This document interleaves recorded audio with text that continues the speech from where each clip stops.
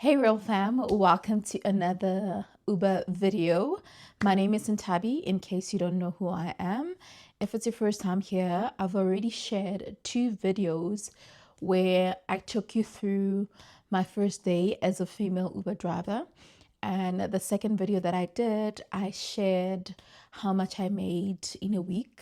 I think for the first video, I did share how much I made for that particular day. So this will also have dates so that you can get an idea if maybe you are interested in knowing Uber earnings and all of that, right? So you can catch that. So on this video, I'm going to be diving more into how you apply for being an Uber driver. So there are processes that you have to follow. So I'm going to tell you those steps, the requirements that I needed. Now, let me point this out. Before I joined Uber as a driver, I did my research as well. I searched on YouTube, other platforms as well. I really searched, and in as much as I got information, I think there were some videos that weren't quite clear. So what I hope for from this video is that you will be able to get more clarity and more detailed explanation on what needs to be done, as opposed to just getting information and now when you have to start the application, there are loopholes there and there. All right. On the side here, you will see that there are driver requirements. I'm not sure if it's this side or this side. Driver requirements. Now I'm going to list all the requirements that I needed, and now I'll go into detail step by step, right? So driver requirements, the first thing is the terms and conditions. Obviously, that's the part where you agree or disagree, right? And then there's a PrDP. We call it PDP, right? Your PDP card, okay? The third one is a background check result document or safety screening results, okay? Number 4, you've got a driving evaluation report. Got that? Number 5, of course, it's your profile picture, which pretty much easy, but the catch is that you need to make sure that as you take a selfie of your picture, your eyes are open so that when the screening happens, it's able to capture your face well, because there are times where you have to log into the app and you have to take that action where you kind of take a picture again to just verify that it's you, okay? And then the fifth, is it the fifth or sixth, is the vehicle insurance policy, right? You need that. You need an operator card. That's the next one. Operator card, which is a double disc, right? So the double disc, you know your card is how it looks. So in this case, you will get 2 double disc that shows that you are operating as you know, someone that delivers, you know, passengers and goods and all of that, and the one that shows that, okay, yeah, your normal card disc, that's how it looks like. Yeah, you should know this. If you don't, you'll know it. It's the same as a disc. It's just that there's an additional one, but that one specifically points out that you do passengers and you deliver goods. All right. And then there's an Uber vehicle inspection report that is needed. Okay, that's another one. Did I miss anything? I don't think I missed anything. Okay. With Uber, you need to have a permit, right? Because I started Uber when it's been a month now, right? But my application started like last year. I started applying last year, and I'll tell you why it took me that long, right? So after all these documents, there used to be that section where, you know, it requires a permit and all that. But to my surprise, mine did not even require that. And I don't think it's a surprise, because you know what happened earlier in the year, it's 2025 right now, right? What was happening is that there were a bit of back and forth with Department of Transport issuing out permits to drivers. So there was that back and forth, which resulted to even, you know, Uber e-hailing drivers even protesting because they would be stopped by the Metro Cops to require to request the permit, and if you didn't have that permit, they would impound your car or just fine you and all that, right? So I think at this point what's happening is that I think it's suspended at the moment. I stand to be corrected.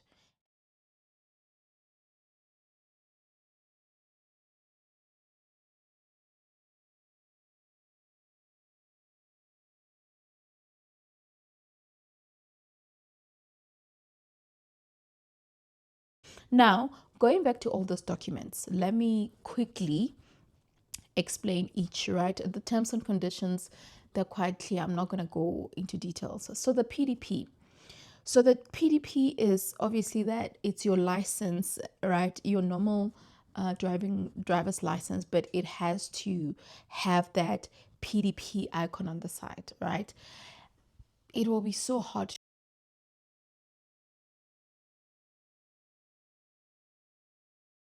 to see. I don't think you would see that, but it's your normal PDP card, but it has to have, I mean, your normal license card, but it has to have that PDP box on the side. So that's what you do at the licensing department, right? So one of the reasons why it took me forever to start with Uber is because I did not have a PDP. Now, what Uber does is that it does no longer take the temporary PDPs. I eventually got my temporary PDP, but I couldn't even use it or upload it on, because if you look at on the requirements, this is basically the Uber app. What happens there is that you upload the document here, but I could not upload the temporary PDP because they wanted a permanent one. Apparently people have just started with fraudulent documents and all that, and they discontinued that, right? So prior, if you're watching this and you did your application a year ago or a couple of months ago, then maybe you got away with it, but right now they don't allow that. So I had to wait. And recently the department of the licensing department had issues with the printing machine for the licenses and all that. The machine was broken. There was just so many issues, and what kept going to my mind is like, okay, do we have only one machine that prints for the whole country? Like, what? I didn't get it. I honestly didn't get it. So I waited for months. For months, okay? I can say for over 3 months I waited for my my permanent PDP. But anyway, finally got it. So that's what you need. So how much are you gonna pay plus or minus for the PDP? I thought this video was gonna be short, but let me give you the detailed version. If you want to do this, you will listen, okay? You will watch until the end. So obviously with the application, you go through the same processes as like eye testing. You can also go and get your testing certificate. And then, by the way, when you do your PDP, don't think that you can do your, because there's the what's that, the criminal check, right? Criminal checking, where you can do it with HURU. I've done it with HURU a couple of times, and they charge you almost 200 and something rand, which honestly is an arm and a leg. It's a lot of money. When I got that certificate, because if you wanted to come quickly, they charge you an extra buck or something like that. But now when I got to the licensing department, they did not even want the certificate that I did from Jetline or PNet, because you can do the HURU certificate either at Jetline or PNet. By the way, you are going to need to do that, because on the list there is the what, background check results document, safety screening. That's the HURU one. You will have to do it, and it has to be less than 30 days. Okay, so meaning after you've captured it, you have to upload it, and it has to be still be valid, okay, as you upload it. So yeah, take note of that. Now, at the licensing department, they do their own one, and there's a 120 fee that you have to pay on a specific account, banking account. They give you details and reference, and then you pay it there. Once you've paid it, they tell you, okay, come back in like 10 days. So coming back in 10 days, it means you most likely to get your temporary. So even though I came, I think I didn't go after 10 days. I think I went after close to 15 days or so. I got my temporary, but it was kind of useless for me. But I advise you to go take your temporary so that you can gauge and see that, okay, my PDP has been processed. It means it's already away on print. So just make sure. Rather be safe than sorry. Yeah, that's my view.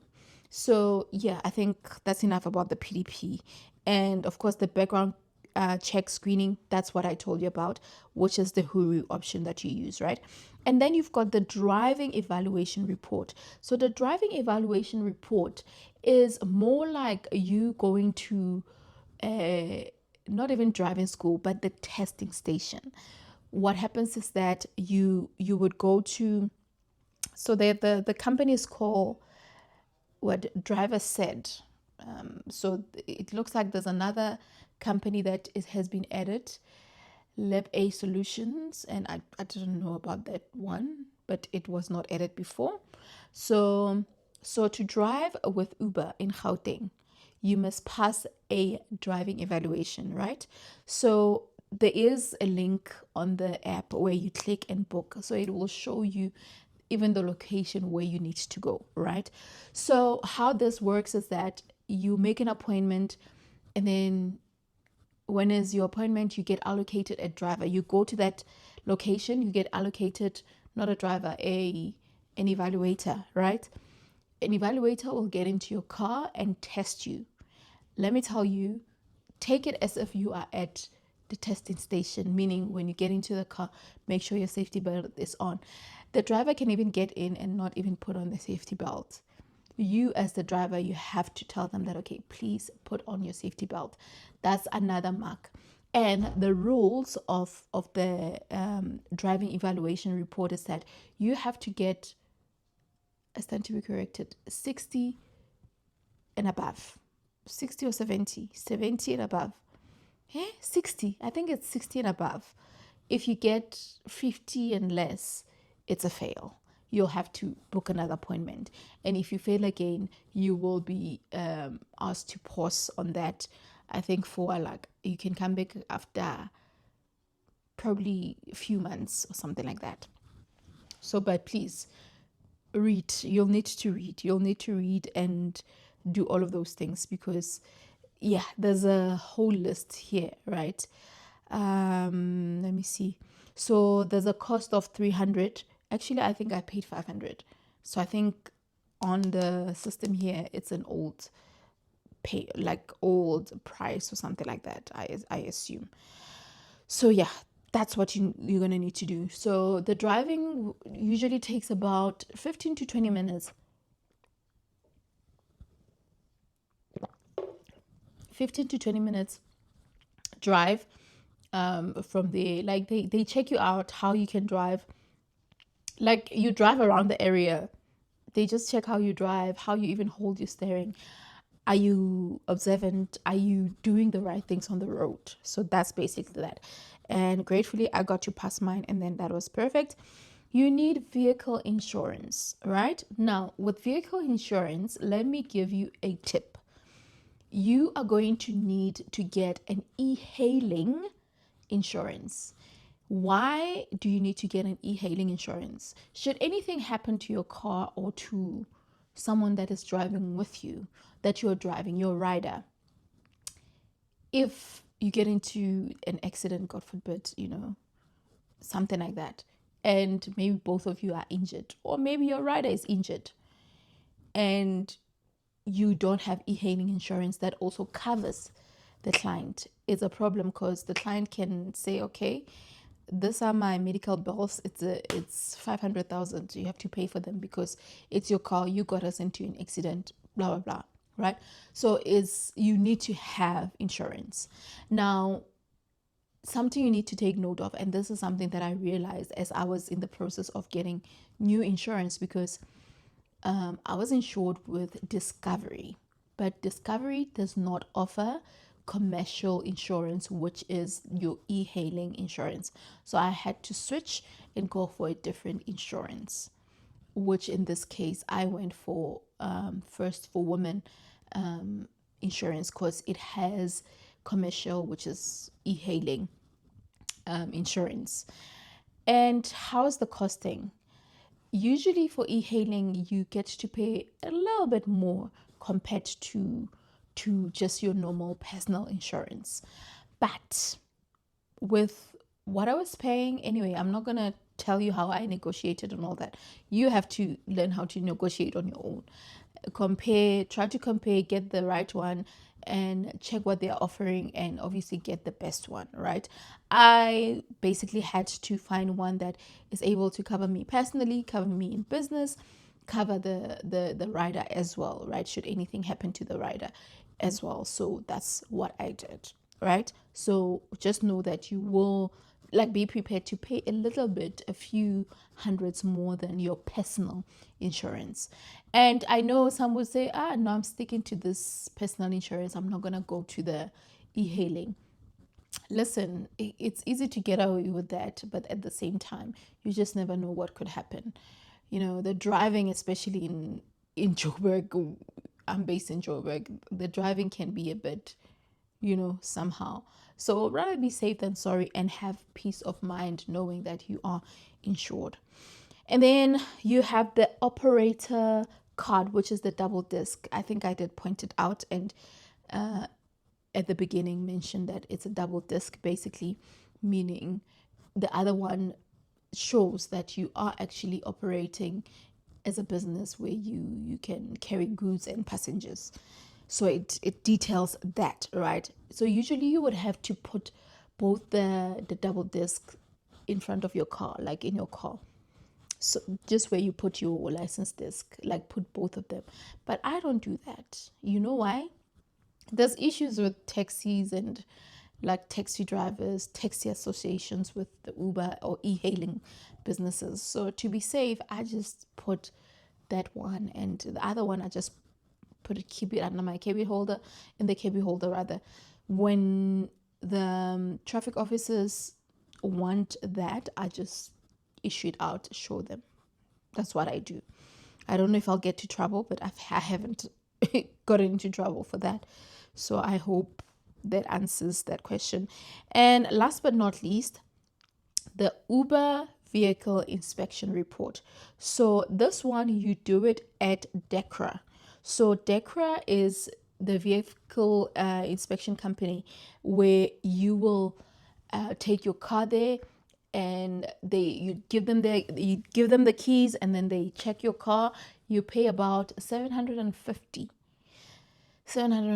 but it increases as time progresses. I think the last time, because I had to do it twice, by the way, I did it last year.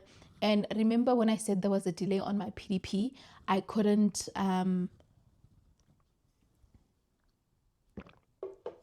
because there was a delay on my PDP, I couldn't start operating. So meaning it had expired. So I had to go and do another inspection report, because that one was outdated. It was 2024. They needed a new one. So I had to go and pay another 750, pardon me. So, I'm not pointing out all the costs and everything, but I think maybe it would be ideal if I kind of give you an estimate of how much you're going to pay and all of that. So I'll just give an estimate, and I'll just use my calculator right now, because I'm just going to give you an estimate. Just take note. So the first thing, obviously, it's number one, it's your PDP, right?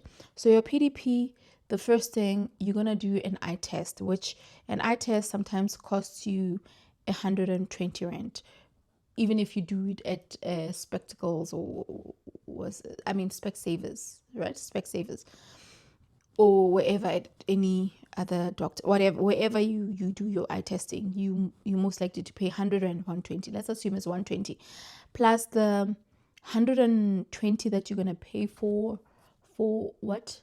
The 120 that you're gonna pay for the PDP screening, right? So far it's about 240.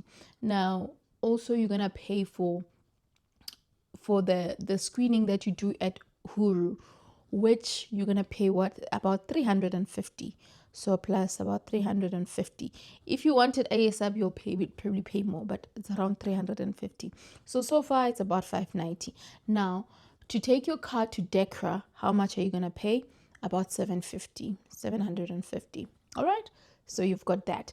But I didn't point out how much you're gonna pay for your PDP, because there is an amount that you're gonna pay, and I think it's about I forgot. I honestly forgot, but let's give it between two. I think, did I pay 200 or 300? I think let's say 350 for your PDP, right? I think that's what I think it's around 350, guys. Yeah, around 350. Okay, fine. You've paid that, and then what else do you need to pay for? You need to pay for the 500 rand for what? For the not inspection, for the testing, because it's like you're gonna be tested, right? The drive set that I told you about. So it's about 500 rand. So now you're looking at about 2,190 at the moment. Okay, what did I forget? Also, you can factor in the costing of you traveling and all of that, but I don't know how you would want to calculate that, or maybe let's leave that aside. All right. So, you also have to pay for your double disc, right? So for your double disc, about this, okay, guys, I forgot. How much did I pay? Let's say it was 600. Around 600. I could be wrong, guys, but yeah, somewhere there. So far it's about 2,790, right? And then what else is there that you need to pay for? Now obviously it's insurance, right? But if you already have insurance, already you know that, okay, it has been already in my monthly budget and all that. So this is an estimate. You can roughly pay about 3,000. I could say save about 3.5. I would say save 3.5 to apply, to do all the applications and all of that. Save 3.5 to get all these processes done, and I think only then you will probably be able to say it's enough to get all the documents that you need done. All right. Let me apologize for not giving you exact figures and all of that, but I don't know. Yeah,